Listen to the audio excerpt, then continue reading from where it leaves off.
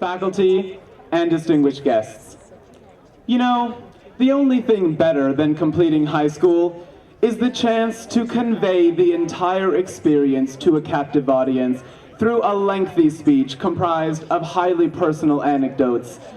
A chance which I now plan to take full advantage of. Now, I realize that some of you may be less than excited for what is about to pass, so in an attempt to fix this problem, I've invited my friend Jeff up here to accompany me with some mood-setting music that I hope will enhance the speech greatly.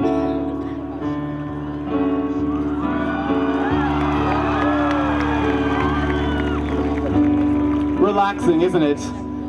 Now, this speech is designed to cater to exactly what you want to hear. And if you just relax and let this experience move you, you'll find that as soon as you're not interested in what I'm saying, your subconscious will automatically fade my voice gently out of your senses.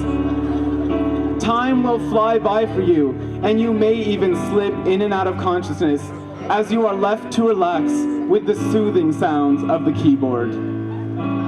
So now, if everyone's ready, I would like to begin our mystical journey through the high school experience. Our adventure begins with freshman year, easily your best year of high school, though you may not appreciate it.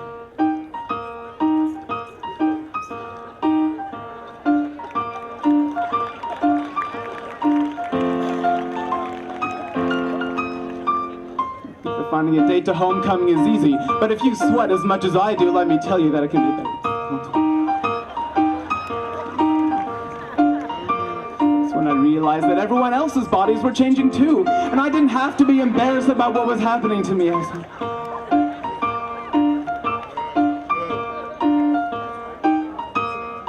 time I was already 4 in the morning, and it would have taken me another 3 hours to get all the maple syrup off of the walls, so I just... And that brings us to senior year.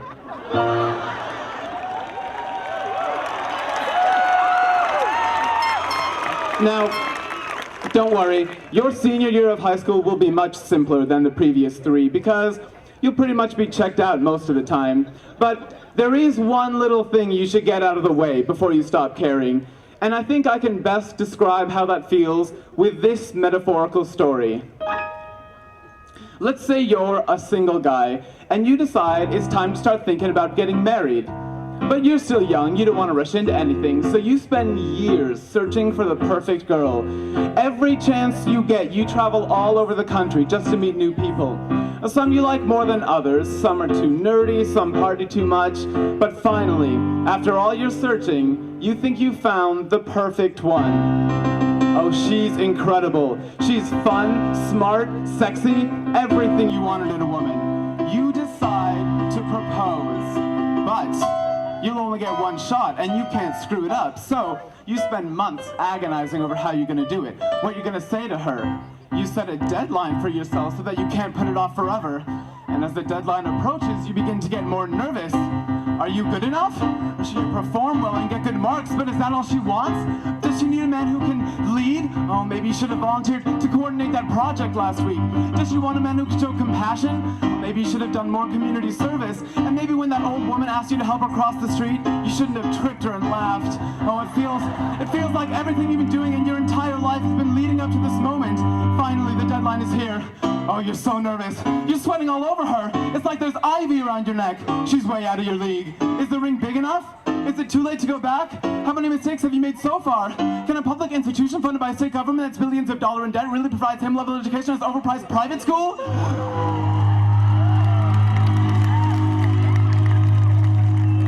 And then it's over. You submitted your proposal and there's nothing more you can do. And she looks at you and she says,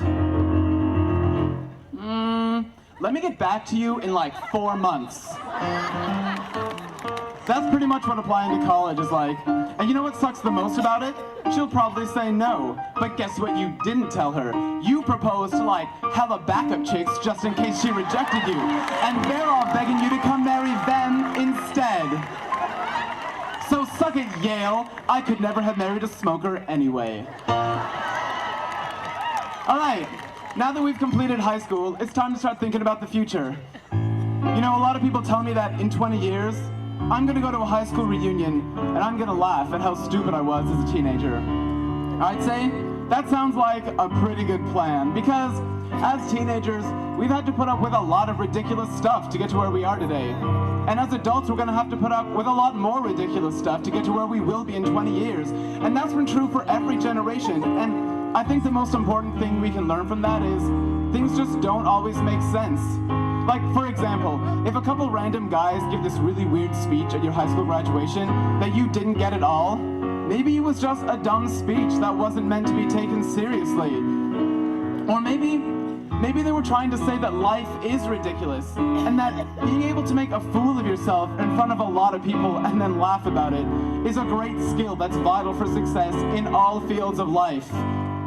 But they were probably just being dumb. Anyway, it's not important because I doubt that's happened to anyone here. Although, if it did happen to you, make sure you never forget the guys who gave that speech, cause I'll bet they were awesome and attractive, though you may never have noticed it for the entire duration of high school.